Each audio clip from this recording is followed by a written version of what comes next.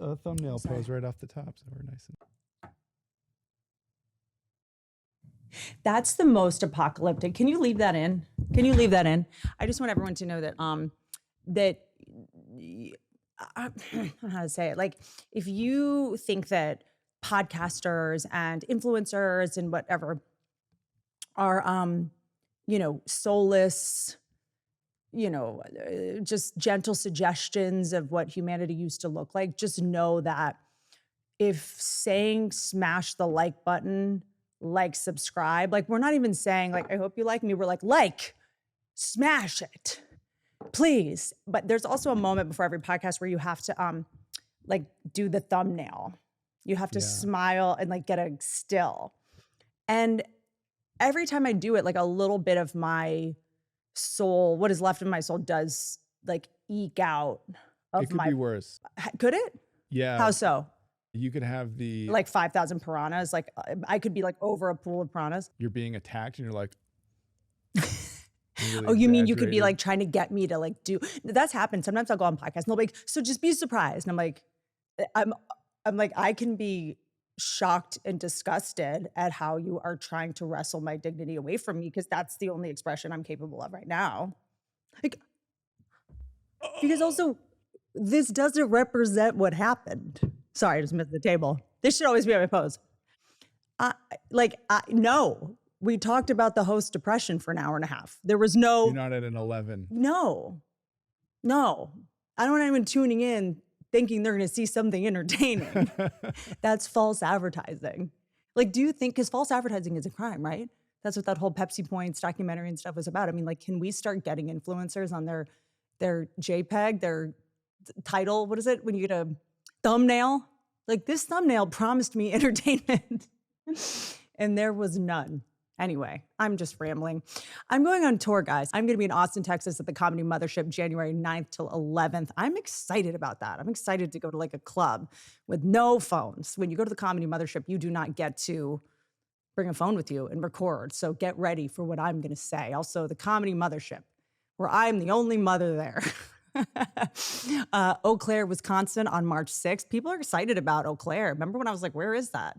And you were like, trust me, Eau Claire. You're going to love it. Because I've done Green Bay. Mm-hmm. What is the other city that people love? That people love? Madison. Madison. People love Madison. Okay, so I've never been to Eau Claire. Very excited. March 6th, I'll be at the Pablo Center at the Confluence. What? If that's not a typo, then I'm good luck finding those tickets. Rochester, Minnesota, March 7th. Is that kind of near where you're from or no? Yeah, it's about an hour and a half, maybe. Pat is a real enigma, and his background is not something we can talk about without getting kicked out of the algo. I'll be at the Mayo Civic Center, Sacramento, California. I'll be there March 13th at Channel 24. I'll be on a channel, at a channel. Is that water? I'll be in a river. In some random channel, Santa Rosa, California, March 14th, the Luther Burbank Center for the Arts, because I'm a work of art. St. Louis, Missouri, I'll be at the Factory on March 19th, Royal Oak Music Theater. I love Royal Oak Music Theater. It was the first show I had to cancel in the pandemic. But I love Royal Oak. There used to be a club there called Mark Ridley's Comedy Castle. That's the first time I ever toured with the comic who, when I tell you the story about how how you can try to change over time and go to therapy and try to evolve and edify yourself and do workbook exercises and pray and do all the things. But sometimes something will happen that is so bone chilling in your cells, in your mitochondria, that you change just like in an instant. And one of the situations that changed me like that is when I first started doing stand-up, I was just trying to appeal to everybody. I'm just like, airplane food, right? Like Bibles, huh? Like, whatever. I was trying to cover all the bases and I had no idea who I was. And I saw the comic that I was opening for, whose whole act was about being married and, his wife and this and that. And right before he went on stage, he took a wedding ring out of his pocket because he was actually divorced. And I watched him just put it on, go on stage, pretend he was married. And I was like, I'm just going to be myself. And if no one likes it, that's fine.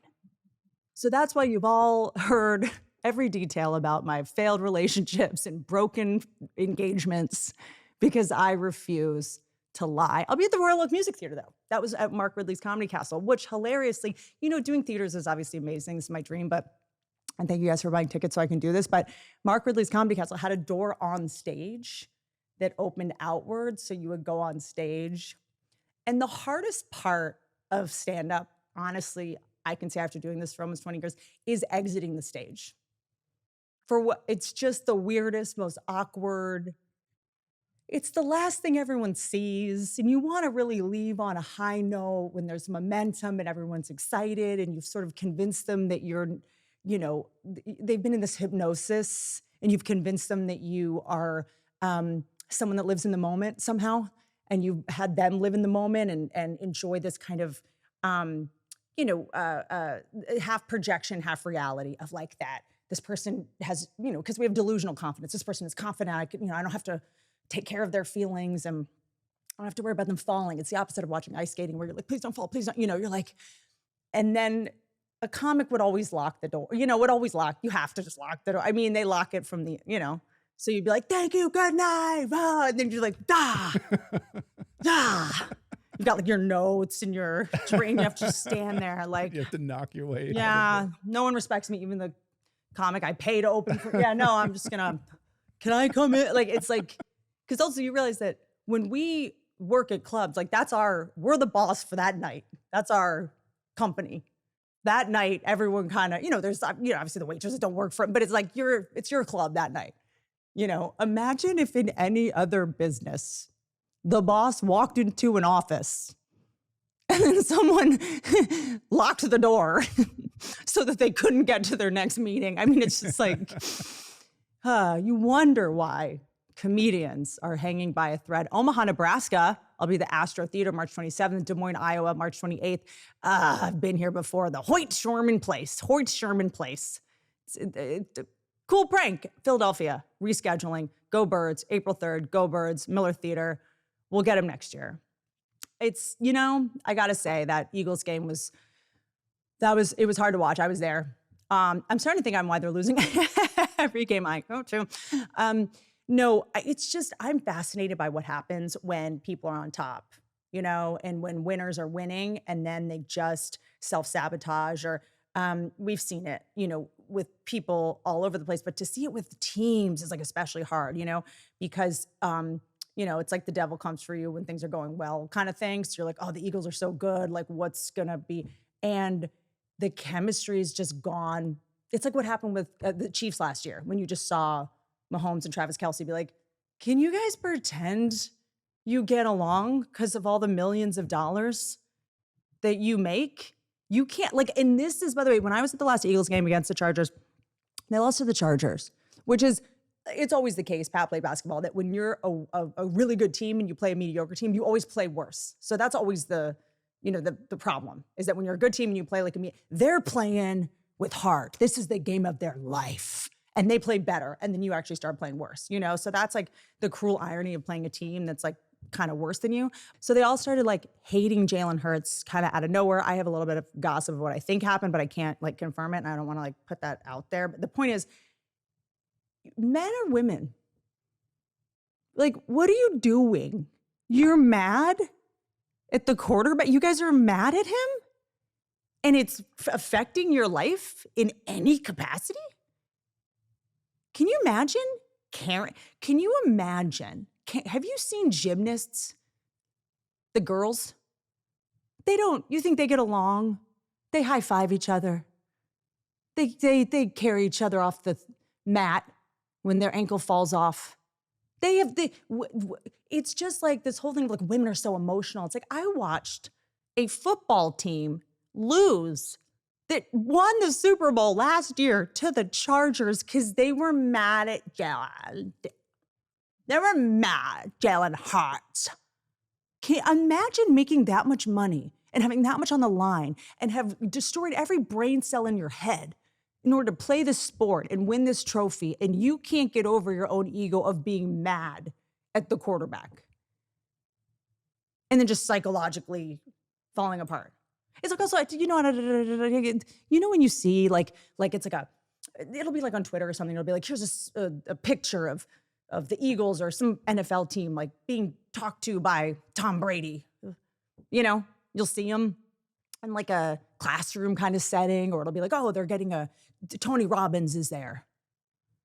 What? You guys need pep talk? You need And they never care. They're always like, no, I think we got it.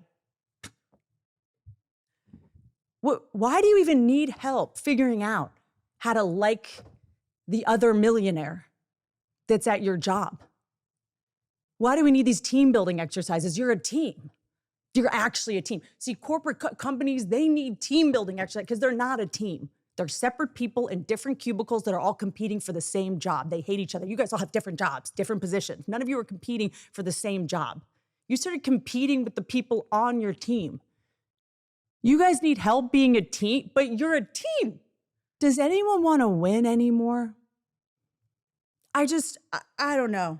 I don't know, man. I'm just saying. I was like, well, I'm like, they're like, oh, they're kind of emotional. No one's getting along. I'm like, who? The cheerleaders? Oh, the cheerleaders aren't getting along? What are they fighting over? Who gets to stand where and twerk for the rich guy? Like, what? Oh, no, the team. Huh? You don't get to wear spandex and then be mad at another man. Okay. You don't. Did you see that he couldn't find his helmet? Hurts couldn't find his helmet. Is he being pranked? You tell me. Do you think the quarterback would forget where he put his helmet? I'm just saying, that is another level. When Philly fans are mad at you, like Eagles play, like they're mad at like the players. And they have like a parade for Michael Vick. He was fighting live animals and they were like, that's our guy. And now it's just like everyone's pouting. Like, I can't. Anyway, I'll be at the Center Stage Theater in Atlanta after Philly, but I'll be coming to Philly and it's going to be tough. That's in April. Jacksonville, Florida, April 11th. I'll be at the Terry Theater, San Antonio, Texas, May 7th. I love San Antonio. Did you see the woman that fell into the San Antonio River trying to get her cell phone? And the Darwin Award goes to, I'll be at the Charlene McCombs Empire Theater. I love these theaters that have like women's names and it's like obviously some widow of some rich guy. And you find out like, oh, they bought a theater to like. She loved the theater. Yeah, but it's like, like what? She had like a booth up at the theater, you know? I mean, she definitely like killed her husband, but it's like the point is it's fine. Oklahoma City, Oklahoma, May 8th. I'll be at the Tower Theater, Fayetteville, Arkansas. I'm sorry, I had to schedule that show. May 9th, Walton Arts Center. That's the Walmart people, guys. I shoplifted from Walmart when I was probably 10 or 11. Nah, more like 9. Some Bonnie Bell lip balm, some Wet n Wild. I did DM Wet n Wild and I told them I did that and they sent me some product. So stealing pays off, guys. Never give up. Miami, Florida, November 19th to 23rd. Oh, I'm like, huh? I'm going to Cozumel with Bert Kreischer's Fully Loaded Cruise. I don't recall agreeing to that. I thought we were just hanging out. I thought this was a good invite to go on vacation. I've been accused of planning to go on Bert Kreischer's Cozumel cruise. Okay, I've heard a rumor that I will be on a boat, and you know that I don't do boats. And this is, who do I call? Child services? My inner child is scared. No, I literally love Bert Kreischer. You know what's weird? The reason I feel the need to say that is because right now there's so many comedy feuds. Have you seen this? You find this odd as a not comedian? I do find it odd. I was fortunate enough to meet a lot of your friends over the last few years. And it's very interesting to see people pool into groups here and there and then talk about other groups depending on where they are. And it's odd. It's also funny because like you just made me realize that some people will talk about other groups implying that they're not in that. I'm like, you don't even know what group you're in. You know, you're talking about your own group, frankly. Or you're talking about this group thinking you're in this other group. They don't want you either. Like, it's kind of wild to sort of watch. I mean, TikTok right now, my entire TikTok is comics trashing other comics like by name. We used to like once a year do a roast and it was like 10 of us. And we would make fun of each other like for money as a joke. Now comics are seriously, without being funny, just mad at other comedians. I mean, these people see each other. I watch them see each other in the hallway. This is Every time I go to the Comedy Store now, I'm like, oh, how's this gonna go? What was that sound? No, that was not my birth video. That was me opening a can of OLIPOP. Look, if you grew up obsessed with soda the way that I did, this is your moment of redemption. I love that classic fizzy soda taste. I just don't love the sugar crash, or the my gut hates me now aftermath. OLIPOP is a new kind of soda that tastes like the stuff that you grew up with, but it's actually built to support your digestive health. Each can only has 2 to 5 grams of sugar and up to 9 grams of fiber. Fiber, guys. Which, by the way, a psychic once told me was like a broom that brushes through your gut. I think, and it ruined my subconscious. I think about it all the time. Like like a sweep. Yeah, like a sweep of all. I'm like, what's in there? What? Thanks to a functional ingredient blend that supports your gut. And for the holidays, OLIPOP is going full festive. They're lovable Yetis. Is that what this is? I like it. But is this called a Yeti? Oh, that's a Yeti. That's so cute. I thought that was like a polar bear. Oh, that's so cute. This is the apple crisp one. We had it at my Thanksgiving dinner. Everybody had one. We don't drink water in my home. We actually, you know that I drink this like water. The grape one is like my obsession, actually. We have vintage cola, ginger ale, and fan favorite, crisp apple. By the way, that is so delicious. It's crazy. And look, they're popping out. Look, pop, pop, pop, pop. Those bubbles are just A+ bubbles. All three, because there's nothing worse than a flat soda. There's nothing better than a fizzy soda, but these sodas out there these days, you know how long they've been on a truck. 2 to 5 grams of sugar per can. I said that already, but that's not because of me. I'm enjoying this soda so much that I'm just actually reading this copy. I'm trying to not piss these people off because I really do like OLIPOP. So here's the thing. Just buy these. You know them. Bring the Yeti home with you. It's in the refrigerated section, 4-pack from the soda aisle or a 15-pack from Costco for the ultimate holiday celebration. Buy 2 cans of OLIPOP in the store. We'll pay you back for 1, okay? Works for any flavor, any retailer, including the limited edition cans. Go to drinkolipop.com/Whitney. Again, drinkolipop.com/Whitney. Grab your can of free OLIPOP. Make soda season a little bit smarter. You can have that one OLIPOP. Just kidding. They wrote that. That's not what I would have said. Blue Chew. So let's talk like adults here for a second. Blue Chew is the upgrade button for your sex life. Chewable tablets that deliver stronger, harder, longer lasting erections without the hoops. Does that mean a ring? No. Oh, like proverbial hoops. No waiting rooms, no pharmacy lines, just quick online visit. And once approved by a licensed medical provider, Blue Chew sends chews straight to your door. It's made to work, and your first month is free. So if that doesn't get you, I don't know what will. BlueChew.com. Simple as that. Look, if you've been thinking about it, now is the time to try Blue Chew with your first month free. Great sex is just a few clicks away. Sign up at BlueChew.com. Blue Chew tablets are made in the USA and prepared and shipped directly to your door. Best part, it's all done online. That means no visits to the doctor's office, no awkward conversations, and excuse me. See, this is why men need Blue Chew now, because women do things like that. Make life easier by getting harder and discover your options at BlueChew.com, ! And we've got special deals here going for our listeners. Try your first month of Blue Chew free when you use promo code Whitney. Just pay $5. That's it. Promo code Whitney. Visit BlueChew.com for more details and safety information. And we think that Blue Chew, we think it's great, and we thank them too. Thank you, Blue Chew, for sponsoring this podcast. This has happened before. Like, there's that famous story of Bill Cosby calling Eddie Murphy and being like, "You're too dirty," which, Private phone call. Sure. As a woman, roly-polied off of a bed, her lifeless body. You're too, I don't like that you curse. Here, have another. Keep it down. Have a thud. Look, comics publicly trashing other comics. I just find this super wild because comics, we're not the target consumer of our product. Like, I feel like someone that makes shampoo buys shampoo. You know what I mean? Comedians, we don't have to we don't go pay money. It might be the only job where doctors, surgeons have to get surgery, right? I will pay you money if one comedian has paid to go watch another comedian. Truly ever. I'm not kidding. I don't know.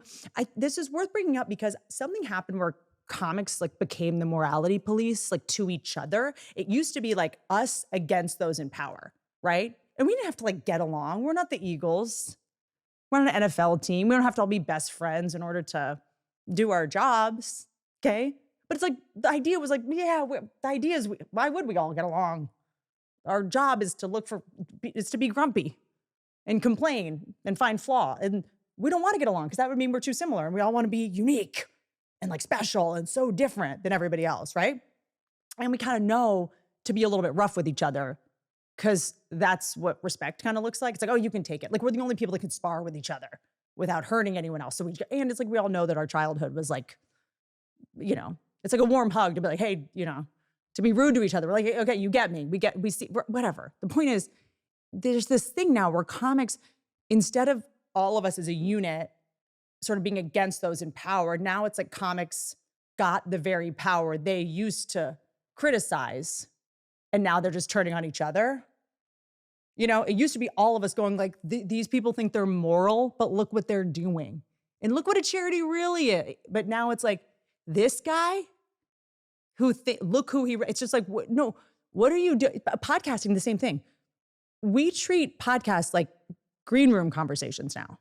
Look, I appreciate that we're on some say it to my face, but saying it on a podcast where the comic's not there is not say it to my face. Giving someone the opportunity to defend themselves or say their side, right? Because comedians, like we're bad, or like we're lawyers, right? We say something that's not true and then we defend it and kind of make it true. But in this case, comedians now are just being blasphemous, just saying the things you used to just gossip about and say. Who cares? Everyone knows. I mean, one time Mark Maron was watching me and someone I know was behind him, and he was like, he was just trashing you the entire time you were on stage. I'm like, yeah, of course, I'm sure.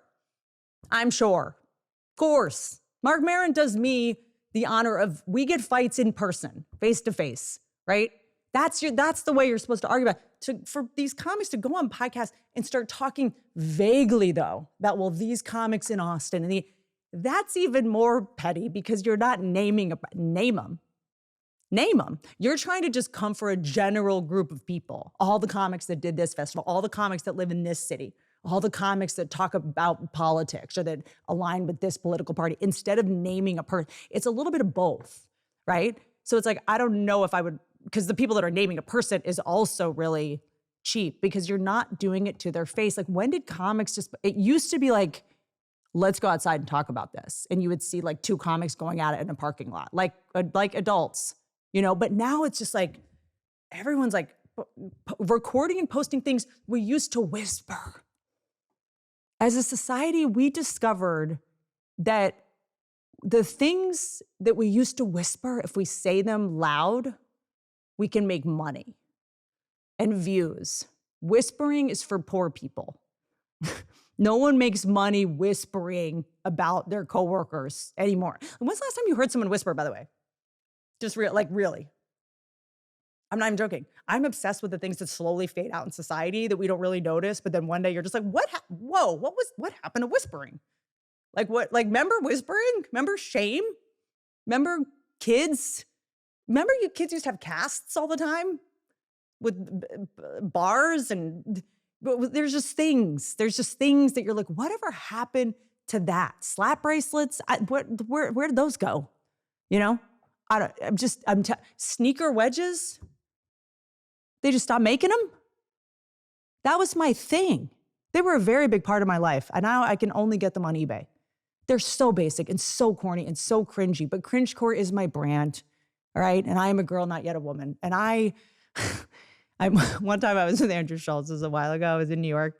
This was like during the pandemic, I think. And I was wearing these like wedge sneakers. And he's like, can I see that? Can I see those shoes? Those are like, And I was like, okay. And we were like sitting on a couch or something. So I was like, sure, I'll take my shoes off. And he took them and just threw them out I didn't know they were so low, but as like a female comic, that was like our sort of like, I'm not in heels, I'm wearing sneakers, but like still look cute, like the wedge sneaker, but you can't find, they're nowhere. They just stopped making them, okay? Pocket protectors went away. Cell phone holsters, remember? Just gone. Daddy energy, gone. I like those. You didn't know you had to make phones smaller and smaller so they fit into pockets. Now guys can't look like cell phone cowboys. French tips are gone. French tips, which was like when your fingernail is pink and then like white at the end, that was it. That was it. And now they're just gone. You just never, you do see them sometimes every now and then. Like when I fly too close to the sun in a rabbit hole about Bill Gates and there's like a pop-up ad of like a neon green adult toy. It's always held by a woman's hand with French tips. See it every now and then. It's like kind of a Russian thing, I guess now. Socks. Nothing goes away in Russia. When something happens in Russia, they stick with it. They're not willy-nilly with their hot fashions. People don't wear socks with shoes anymore. Remember when people would wear socks with shoes? That's a good way to ruin your shoes. And everyone's day. What are you talking about? There's now like the tiny sock. Like this is a problem no one needed to solve. It's like if someone else's socks were bothering you and you were like, ooh, and they were like, we gotta make tinier socks. Like why was that bothering anyone? Like, you remember, oh gosh, when someone has the little socks and you know they're in there. By the way, I can see your ankle socks. They're not invisible. It's like the clear bra strap people. It's the same people. Like I see your bra strap. I just see that it's clear. And all I see really is that you think I'm dumb. Or you want me to think I'm crazy. Because I'm just like, have you been taped up? Did you escape a trunk? Why do you have packing tape on your body? The point is, raw dogging sneakers is not, we can't do, why is your foot touching your shoe? That touches the ground. Why are we removing layers that were between the foot and the dirt? Okay. I do full socks all the time. I don't care. Even with a loafer, full sock. I'm full Pippi Longstocking over here. I'm not succumbing to this little ankle condom that I know that you know what? I know that it's creeping up too. I know it's not on your heel. I know that it's crept up and I have to think about it. And I'm like, can you fix it? Now I'm thinking about it. And you're in a bad mood. And I'm like, it's not. I think, no, you're not mad at your boss. Your thing is thing. Fix the thing. Fix your tiny little heel hat. Fedoras went away. Remember when fedoras were everywhere? People just kind of stopped. This is see, sometimes mocking works. Mockery does work. They stopped. I haven't seen a fanny pack in a while either. The last one I saw was on my fanny. I feel like I'm the only person that uses fanny packs. People carry them over their chest now like they're a knight. Like men put the fanny pack over their chest to try, we know what this is. I have a theory about fedoras. This is so, Pat, every now and then, I really realize on a deep cellular level why we get along so well. Like the fact that you have a theory on fedoras, it's just like so, like no offense is the meanest thing I'll ever say to you. Like that's so me. Like in the 90s, all the 60s fashion was back in the 90s. I think the fedora cycle is actually a 45-year cycle, That's interesting. not a 30-year cycle. Does every fashion do that? The 90s was very like 60s, 70s, like Dazed and Confused. And now it's 80s and 90s again. Yes, exactly. Whoa. Jinko jeans are coming back. But here's my question. When fedoras come back, is that repeating the cycle of fedoras in the...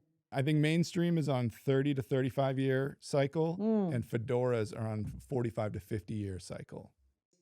Fedoras are only worn by only children. That's a good theory. A big brother would handle that. Yeah, so maybe the oldest would get away with the fedora. And maybe people that are named Junior, like Mark, what are Junior? Because there's like some kind of, because if someone's like, hey, I'm Mark Wordsworth Jr., you're like, oh, okay, I guess the fedora's fine. Also, remember Dick Tracy? I feel like I have vague recollections of things like Dick Tracy and Who Framed Robert Rabbit. But like these were, that was like a fedora was a thing. Like I'm solving crimes, you know? And now it's like, I'm going through a divorce. Because a fedora doesn't actually stop any sunlight. It doesn't, I have a qualm with things that serve no actual purpose as I wear a bolo tie.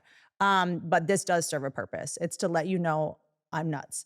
So I don't have to carry around mace. Everyone's like, sweatshirt and bolo tie? We'll wait for the next one.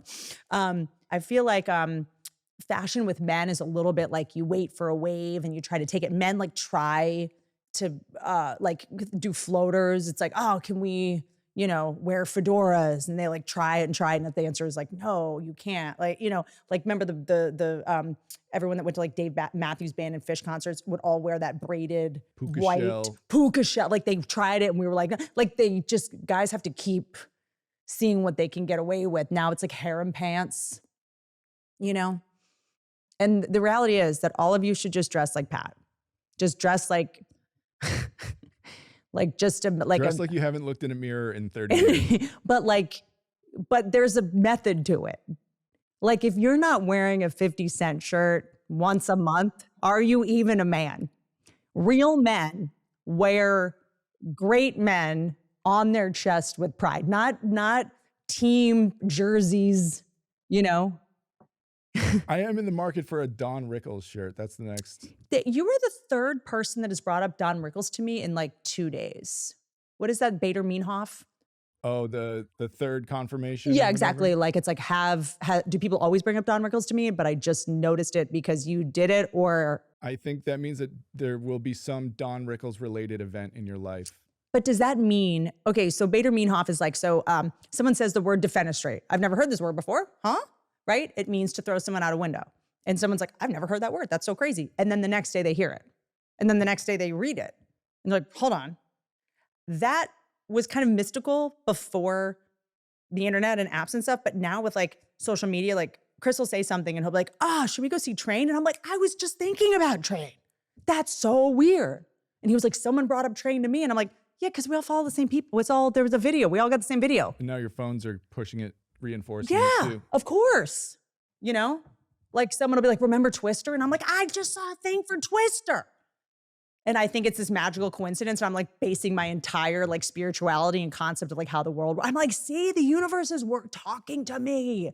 This is my theory about how we're all slowly becoming schizophrenic. And we think we're being like spoken to by patterns. Disney adopting AI and... Adopting implies that it's like rescuing it and taking it in. Yeah, they kind of are. Because OpenAI has not been able to prove a viable business strategy. Okay, so what does it mean in a couple sentences that Disney has bought ChatGPT? They invested heavily in OpenAI and they're going to use it... I turned that into bought ChatGPT.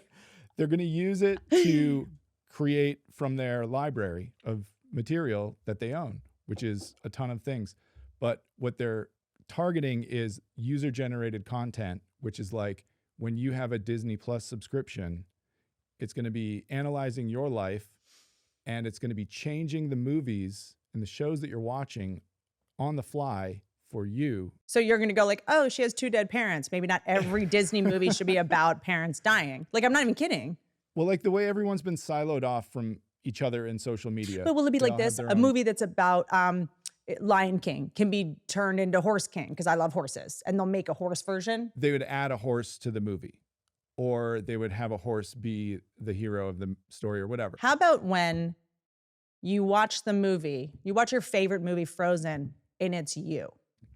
That'll be part of it too. And it's your voice. You can flip through the people that you have on social media and add them to the show and put them in the movie and watch the movie of your friends playing all the characters or whatever. Finally, I'm going to be a movie star.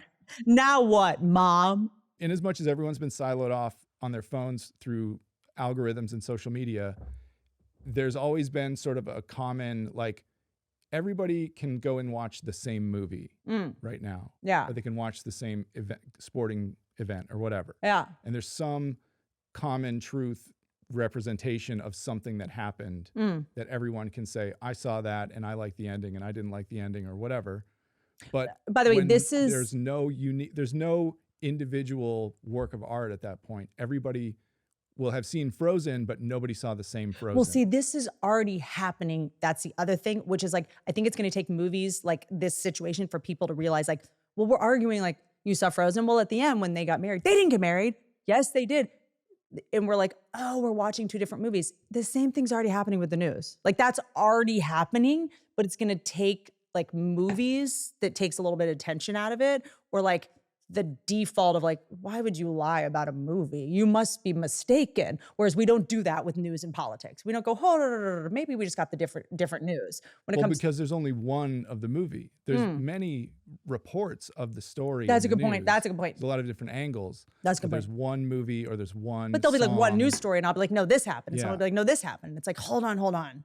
If this were a Disney movie, wouldn't we kind of be like, wait, Let's that's watch weird. it together and look at it together. And, Oh, you and got a totally verify. different movie. Yeah. Like we're already getting totally different movies every day of reality. Which, by the way, everybody is like, I'm anxious. My life's miserable. But my reality is right. Mine's the real one. Wouldn't you, if you're anxious and upset, want to be like, okay, this can't be it. Oh, thank God. Thank God. I think mine might be wrong. What's yours? You seem happy. Home Chef. Look, as the new year kicks off, I'm trying to simplify as much as I possibly can. I mean, look, I'm dressed like a remember that guy Kimbo Slice? Why am I dressed like him today out of nowhere? Look, dinner is a nightmare. This is why I love Home Chef. Home Chef is rated #1 by users of other meal kits for quality, convenience, value, taste, and recipe ease. They make cooking simple, fresh, pre-proportioned ingredients delivered right to your door, easy to follow recipes that actually taste delicious. And now with dishes that are co-created alongside celebrity chef like Gordon Ramsay. You can enjoy restaurant quality meals at home. You'll find these across Home Chef's culinary collection, classic meal kits, express options, and whatever you're doing, you're gonna love it. There's something that fits. Need a 30-minute meal, something oven ready, quick microwave lunches. There's even a dedicated family menu for hassle-free. When I think family, I think hassle-free. Okay, but 4 servings or 6 servings for families. Home Chefs has over 30 meal option each week for choices for, sorry, I'm like my family. We make it for one. Oh, a family meal? Different choices, diets, you know all this. It's the #1, don't be silly. And you are gonna save $86 a month on average for groceries. For a limited time, Home Chef is offering listeners 50% off and free shipping for your first box, plus dessert for life. Go to homechef.com/Whitney. That's homechef.com/Whitney for 50% off. That's half. And your first box and free dessert for life. That's whole life. Homechef.com/Whitney. Must be an active subscriber to receive free dessert. Cash App. Cash App is back. Cash App loves me. You can't quit me, Cash App. Ooh. Holidays are chaos. Let's be honest. You're hunting for deals. You're juggling gifts. You're answering a billion texts. Okay. You're getting in trouble for saying Merry Christmas at work.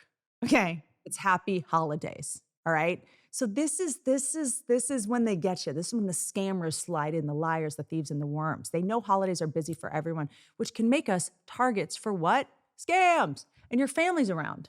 So what are you in for? Scams. That's why Cash App builds in protection to help keep your money safe. While you're checking off your shopping list, you're about to send someone money, okay?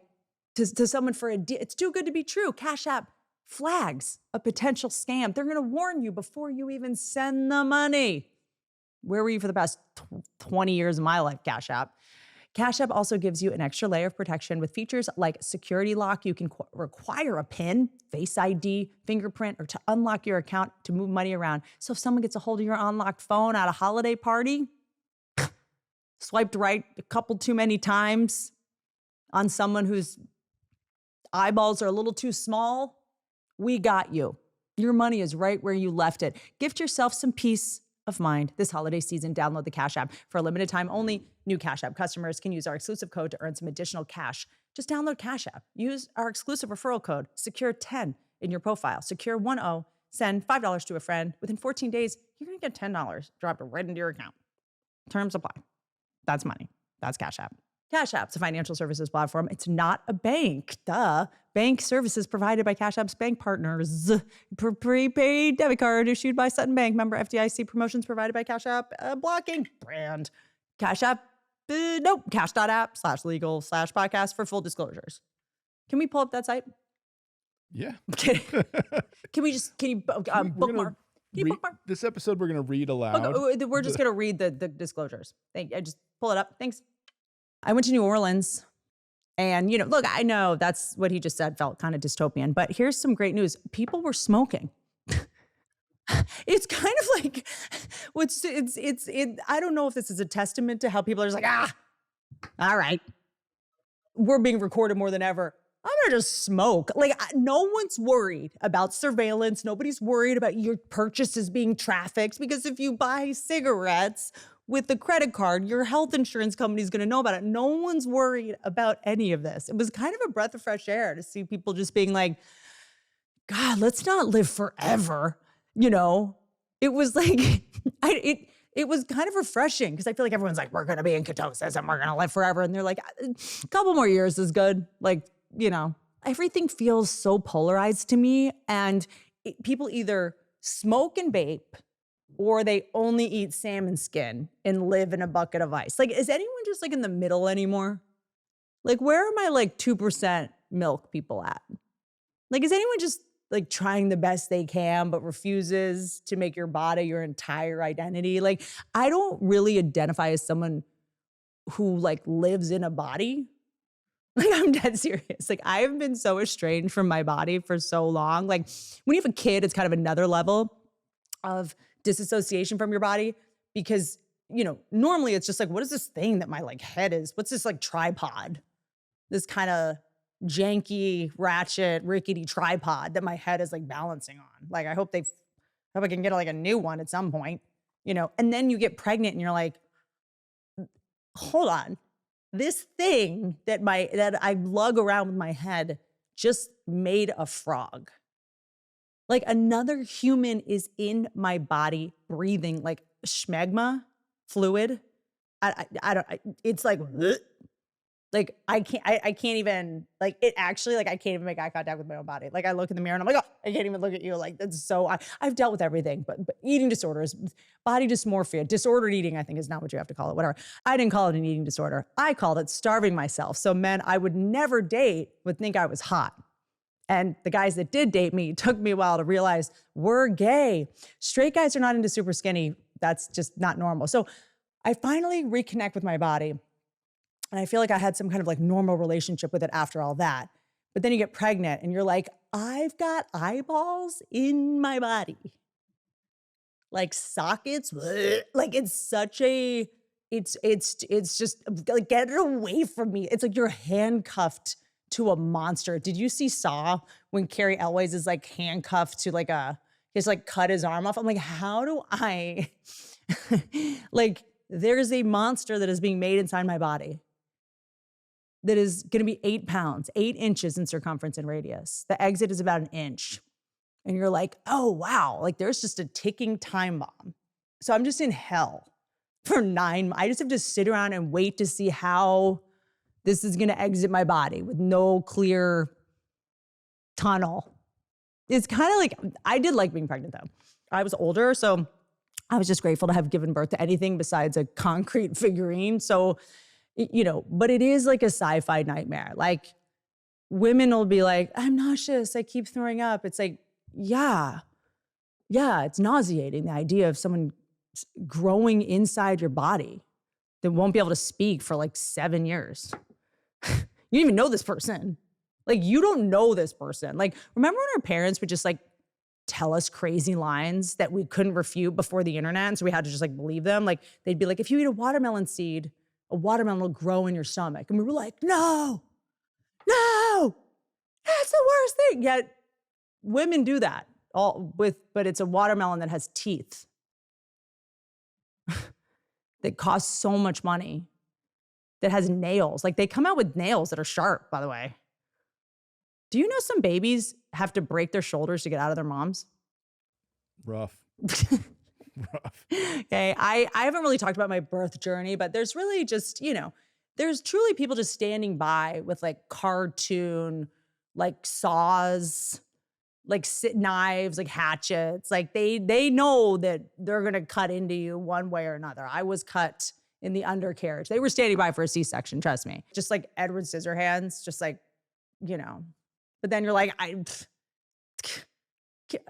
so my options are, you're going to saw me in half, or you have to break my baby's shoulders. Cool. Anyway, bodies, man. Seeing people smoking, I was like, okay, good. Like, good for you that you're like, I love the idea that humans are just, imagine like 100 years ago, just being like, what would humans be like if they knew everything? Like, I wonder what if they did know what killed them? What if they did know how to stay healthy? Cut to 100 years later, they're just like, yeah, I don't care. Like, science, bleh.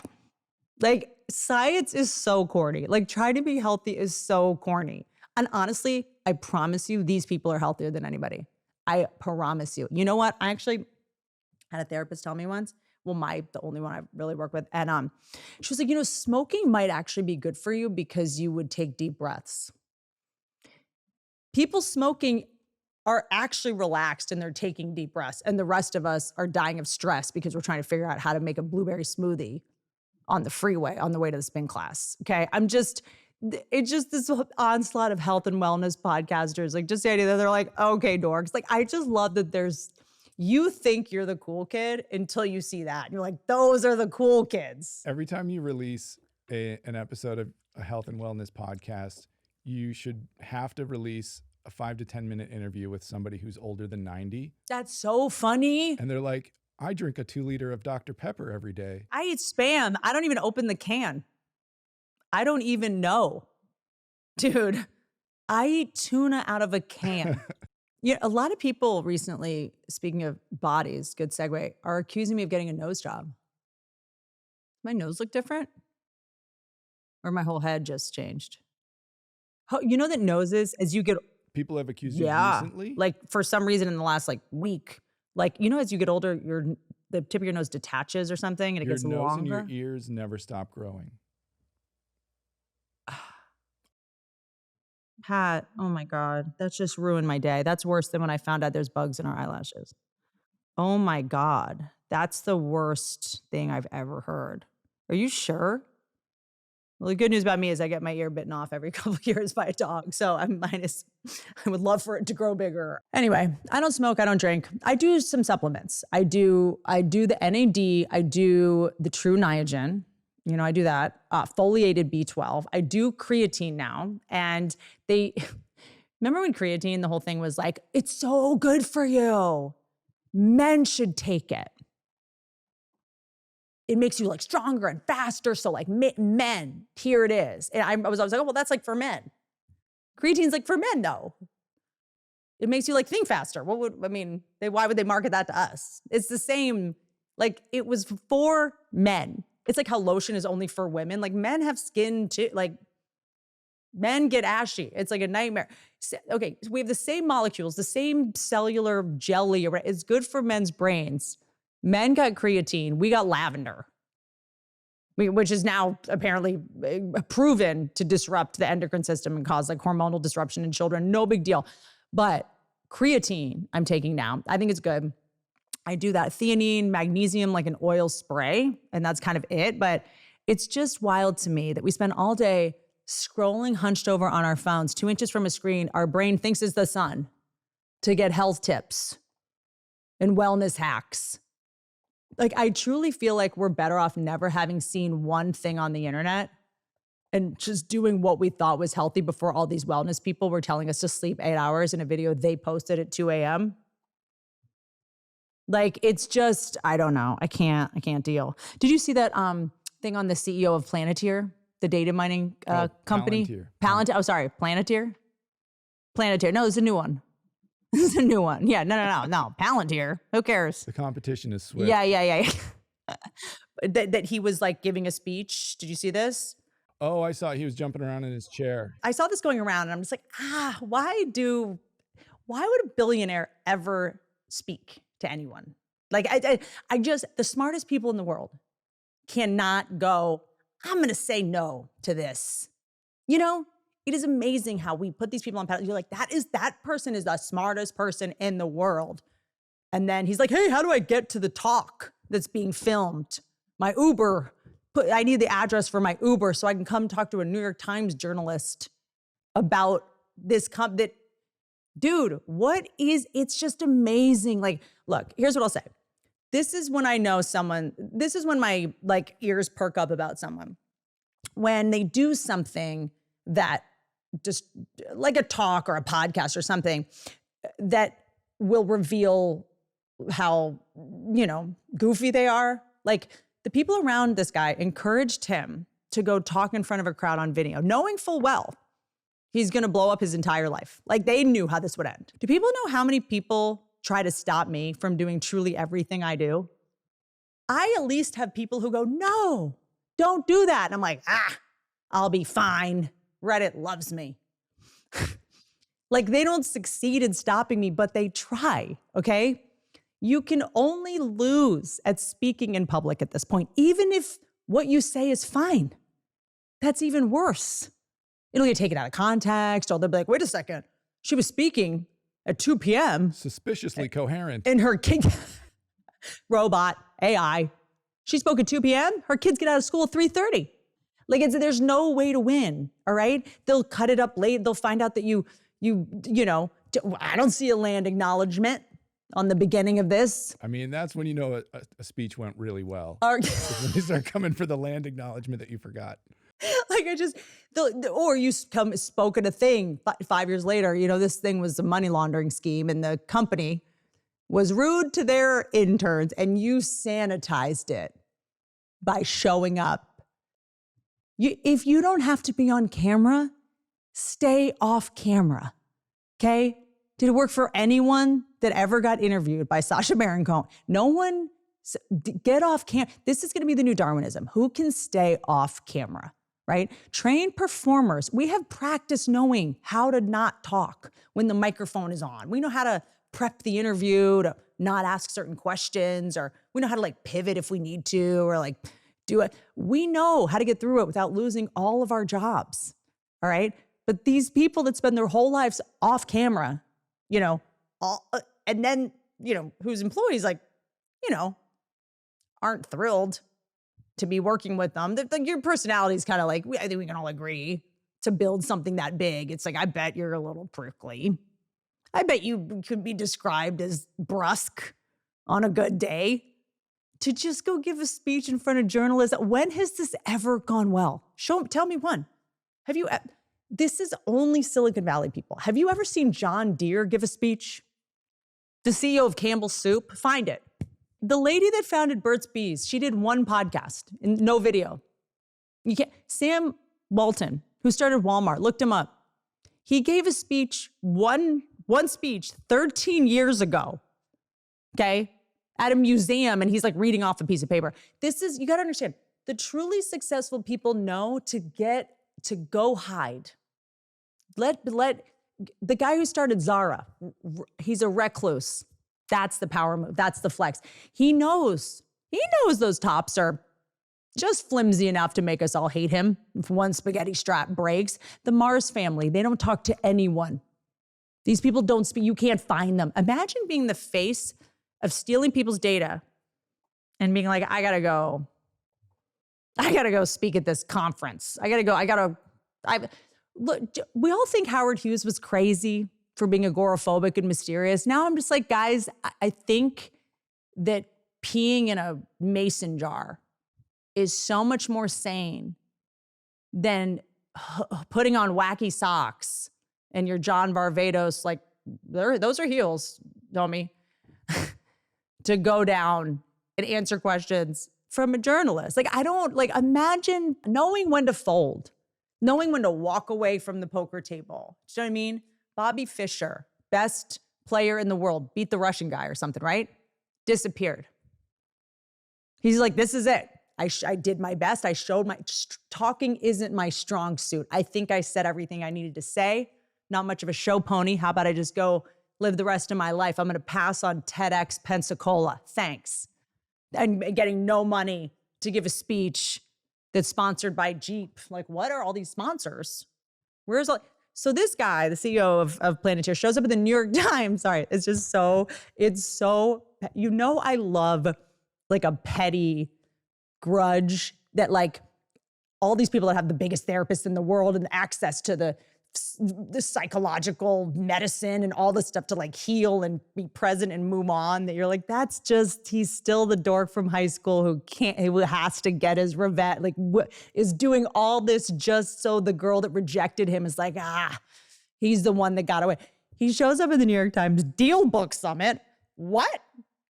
By the way, all these companies just making up fake summits so that they can like get sponsors from companies. Like I will show up at these things and they're like, yeah, come speak at the Women in Power Summit for this magazine. And you show up and you're like, oh, I guess I'm going to go help some young girls that want to hear. And you get there and you're like, what are all these brands? I'm getting paid $0 for this. Wait, these people don't pay for tickets. Like how much? You paid $1,000 for tickets to see me talk? Like, why am I? Do not listen to my advice on business, or because I am working for free at something, making no money. I'm a moron. Okay. So this guy shows up and well, it's also the thing of like, everyone wants to be asked. Like they always say, if you want to meet a celebrity, like just make up a fake award and they'll come and get it. Wasn't it Harvard? They made a fake award for Bill Cosby and he like showed up and like accepted it. And he like was at the airport and someone had to just like go pick him up and they were just, it was like a prank, but it was like, all right. So this guy can't just be rich. I love it when money's not enough for somebody. Money is so enough for me, it's not even funny. But like he also has to be the cool kid, right? The New York Times is like still the too cool for school. It's like the cool kids table, He like wants an invite. Even tech bros, the people who invented updating software can't update their mental software to remember that we're not in high school anymore. You guys made the technology to show us high school people. And you see that they're 20 years older, but you're still can't stop. You don't have to go be friends with the people who write critical articles about the winners and pretend to be moral, all right? But because everyone in this guy's life hates him, because they know him personally, I guess, I don't know. And he goes to this event, and I actually watched it. I think a lot of people just watch the clips of him like acting nuts, and he's like jumping around, and I'm like, that's me every day. I don't know what everyone's issue is with this. This guy seems awesome. This huge AI tech titan, he's talking, and you can kind of see that this New York Times guy is like really trying to like give it to him, right? And I think we can all agree, like you should never see this. We shouldn't see Dr. Frankenstein. There's a reason he was in a dungeon. He knew, but this guy showed up, okay, to defend what he's doing with the company. And if you were anxious before about AI and tech, these are the people making it. So I think, we have in our heads, I think that all these tech people are like these like Asperger's-y like dorks that like never got laid, and they're in their like whoop bands, like sitting on their yoga balls with like superhero figurines. And we're like, oh, look good, like good for him. He got his braces off and now he's like a big boy. He's got a girlfriend. But then you see this guy and you're like, oh, wait, this is like actually Doc from Back to the Future if he was on anesthesia. So I watched it, and I gotta say, now that I've roasted him a little bit, he won me over because he only did this interview for revenge. Someone was gonna invent this. With all these people that invent all this horrific stuff, someone was gonna do it, right? Other countries are doing it. Someone was gonna do it. So there's all this technology that's coming. Like, if you didn't invent it, this person was gonna invent it. So doesn't mean it's okay. I'm just saying, like, am I gonna hate this guy? It would be someone else. I don't know. The point is, he didn't need to do this, okay? But watch it. If you watch the part where he's being buck wild, he's trying to debunk all these rumors about his company, like, we don't do this, we don't do this. And then he goes, as the New York Times reported, this guy showed up just to like spit in the face of this New York Times, which is now kind of like a blog, let's be honest, and to debunk, to stand up to someone that was mean to him. And when I say this is revenge of the nerds, I am being literal. These nerds are doing it. All this is revenge. That's why there's no point in being mean to them. We already were. Our only option was to leave them in those lockers, because if you're gonna bully someone smart, just know you're giving them their superhero origin story. And that's what everybody did. Because we're kind of like, well, they're invincible because you did that in high school. They're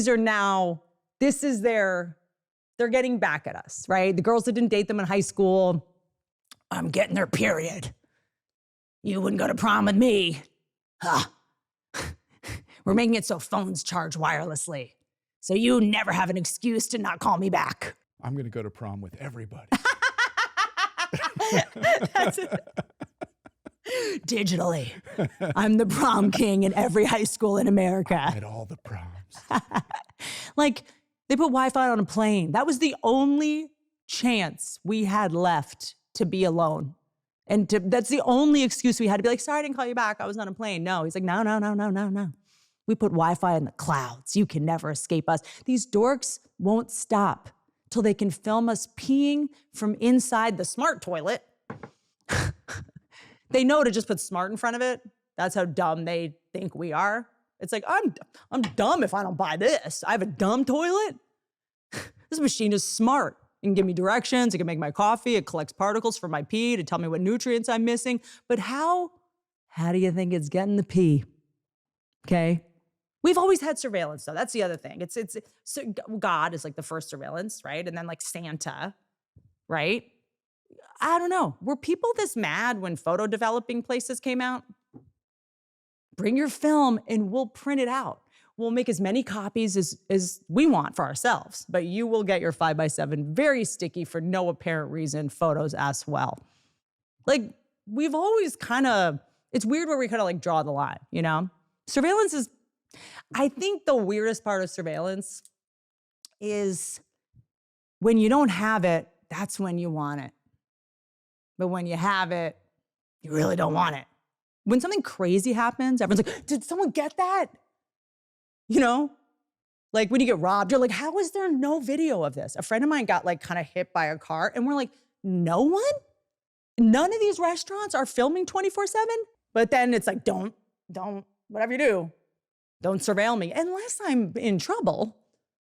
Or it's like whenever I'm at like the Comedy Store and like do like a great set or something happens, I'm like, did you guys get that? And they're like, no, I don't think we're not supposed to film you. I'm like, but this night you should have known that I was going to need that. What do you mean you don't have cameras being anti-surveillance, it's like, would you go as far as to say that's pro-criminal? They are trying to take your data. Like, I feel like burglars are the ones that are pushing this anti-surveillance. They're just like, you're going to let someone film everything you do at your house and at your door? Amazon's going to take a picture of your package and know what happened to it? You know how like all these companies, everyone's like, are they evil? And then you Google what they mean. Like, what is a planeteer in like Latin or something? What does it mean? Like Genghis Khan, like it means something. They're like, this is the staff that Genghis Khan used. This was Napoleon's dog's name. And you're like, I feel like we should have known. It's from The Lord of the Rings, and it means far seer. Far, oh, see, I see far. The source of evil in The Lord of the Rings is this fire eye above a mountain that can see everywhere. Sure. And it sends out these wraiths to go and slaughter people and things that might be working against it. And that's what they named this company after. And people, like other people, give that person money. They've been around for decades. Planeteer? Palantir's been around for decades. I'm not, this with is military contracts for intelligence. Oh, okay. And AI is converging with this company that's been built over decades that has already had all the information. Right. The NSA and Palantir have basically recorded every sentence that's been said by us, everyone, uttered or typed. But isn't the thing that they can't necessarily years. Store it all because it's so expensive to store it? They're finding ways to do it, and they're using the heat to cook us. Isn't there something like, I feel like the first question you should ask someone to see if they're a narcissist or not is to be like, are you worried about like your data? Like someone who's like, do you think you're gonna run for president? Like, what's your plan in life that you're so worried about? Also, what do you text it? What are you saying? What are you texting? What does everyone see? I see. Maybe I'm just emotionally dyslexic about this because I say and post the most embarrassing things that I do. Like I share it voluntarily. You have no shame. You know, my private, this is why I'm like chilling, dog, because I have no secrets. I don't know what it's like to live with secrets. And I feel like most people, I just said be private. Okay, I'm contradicting myself. Again, Whitney. You know what's interesting? Because I was thinking about this And for the first time in my life, I just pronounced interesting, I think correctly. I've been saying interesting my whole life. With a ch. And my friend Dory goes, interesting. And I'm like, which one of us is wrong? I feel like it's me. Is it me? Is it literally me? Yeah.